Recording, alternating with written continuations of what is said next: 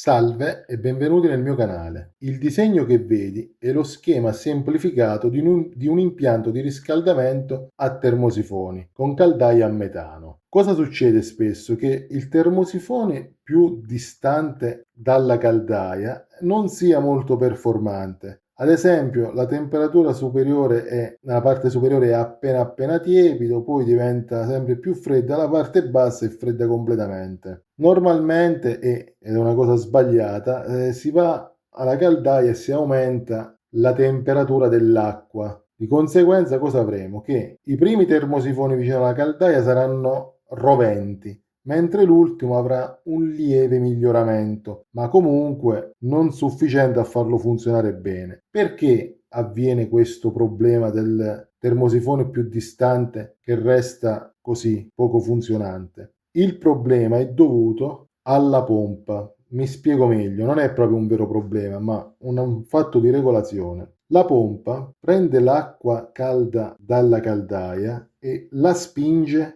su un tubo che alimenta la parte superiore dei termosifoni. Per intenderci, dove sta il rubinetto, quello con la manopola. Poi l'acqua che circola nel termosifone, qui arriva molto calda, si scalda il termosifone cede il calore all'ambiente e l'acqua man mano che arriva sotto è più fredda. Se era partita a 75 gradi tornerà a 60 gradi per esempio. È solo un esempio. Poi la pompa che da questo lato butta, da un lato aspira, riaspira quest'acqua a temperatura inferiore, la riporta sopra, la rimanda in caldaia dove viene riscaldata e rifà il giro. Ora, cosa tende a succedere normalmente? Il termosifone più vicino, l'acqua esce calda, arriva, fa subito il giro e ritorna sopra, mentre la pompa non riesce ad arrivare con la massima forza fino agli ultimi termosifoni. E questo è un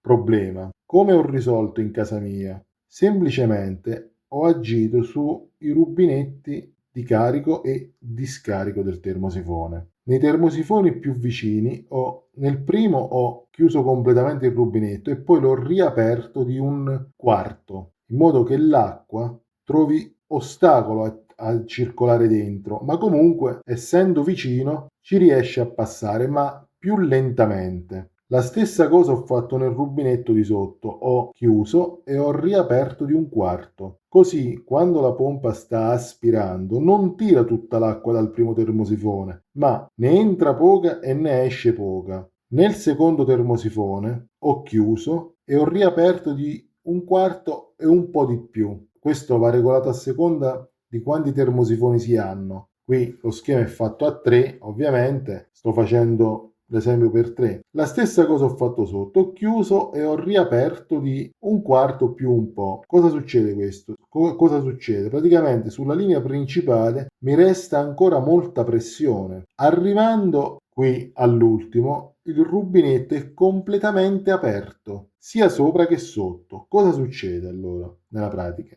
La pompa spinge, qui trova ostacolo a passare completamente, quindi prosegue ancora con una certa pressione, trova un altro ostacolo a passare liberamente, quindi resta ancora pressione e arrivando all'ultimo può sfogare tutta la sua pressione e circola. La stessa cosa avviene con l'aspirazione della pompa. Trovando qui riesce a tirare poca acqua perché è aperto poco, qui ne tira ancora un po' di meno. Qui invece può tirare tutta l'acqua e crea un flusso diretto più veloce con l'ultimo termosifone che viene aspirato. Anche questi vengono riaspirati ma più lentamente. Di conseguenza l'acqua circola omogeneamente in tutti i termosifoni. Io in casa mia ho 9 termosifoni e dal settimo al nono avevo problemi, sempre la parte alta calda e la parte bassa tendente al freddo fino ad arrivare all'ultimo che praticamente era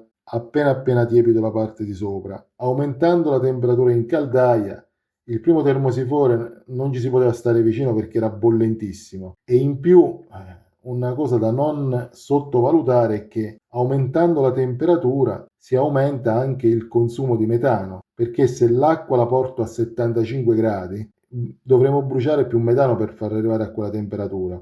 Invece, dopo che ho bilanciato i termosifoni, l'acqua l'ho riportata a 60-62 gradi al massimo. Di conseguenza, l'acqua la dovrò scaldare a 13 gradi in meno e con un notevole risparmio di metano. In più, i termosifoni lavorano tutti alla stessa temperatura, le camere si scaldano in maniera omogenea e praticamente c'è un forte risparmio energetico. A volte sono proprio queste piccolezze a farci spendere più soldi. Perché una caldaia settata male, l'ho visto proprio in casa mia, si spende molto di più. Se il video ti è piaciuto, mi raccomando, iscriviti al canale, metti un like e condividi. Grazie.